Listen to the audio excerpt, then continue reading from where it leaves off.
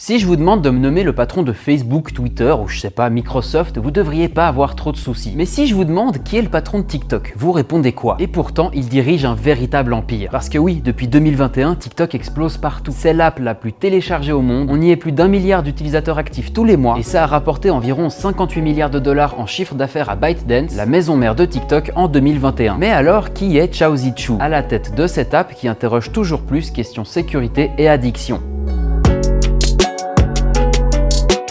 Pour que je puisse vous raconter qui est Monsieur Qiu, on va déjà revoir rapidement ce que c'est TikTok. Il faut savoir que TikTok a eu un ancêtre qui s'appelait Musical.ly. D'ailleurs, ce nom vous dit sûrement quelque chose. Elle a eu beaucoup de succès lors de son lancement en 2014, mais c'était peut-être juste un peu trop tôt. 2 ans plus tard, le géant chinois ByteDance lance une application de partage de vidéos courtes du nom de Douyin. En 2017, ByteDance se dit que ce serait pas mal de sortir cette application pour le marché situé hors de Chine. TikTok était né. Cette même année, ByteDance avait aussi acquis le fameux Musical.ly pour le faire fusionner 1 an plus tard avec TikTok. Ce qu'il faut retenir, c'est que TikTok existe en 2 versions. Une pour la Chine, car ils ont des exigences en matière de censure sur Internet, et une pour le reste du monde, celle qu'on a nous, ici. Tout ça, c'est grâce à Zhang Yiming, le fondateur de ByteDance, qui est devenu la 2e personne la plus riche de Chine. Mais c'est pas lui qui nous intéresse aujourd'hui, parce qu'il a quitté son poste de PDG en 2021, même si beaucoup d'analystes estiment qu'il tire toujours les ficelles dans le dos de...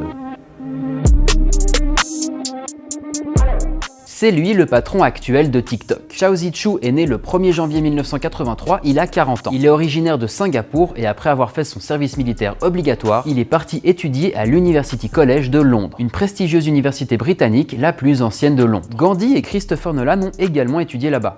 Voilà. Aucun rapport avec le patron de TikTok, mais je voulais le dire quand même. Il terminera un bachelor en économie en 2006. 4 ans plus tard, il recevra son MBA de la Harvard Business School. MBA, ça veut dire Master of Business Administration. C'est un diplôme d'études supérieures dans le domaine du marketing, finance, ressources humaines et management. C'est là-bas qu'il rencontrera Vivian Cao, avec qui il est aujourd'hui marié et a eu 2 enfants.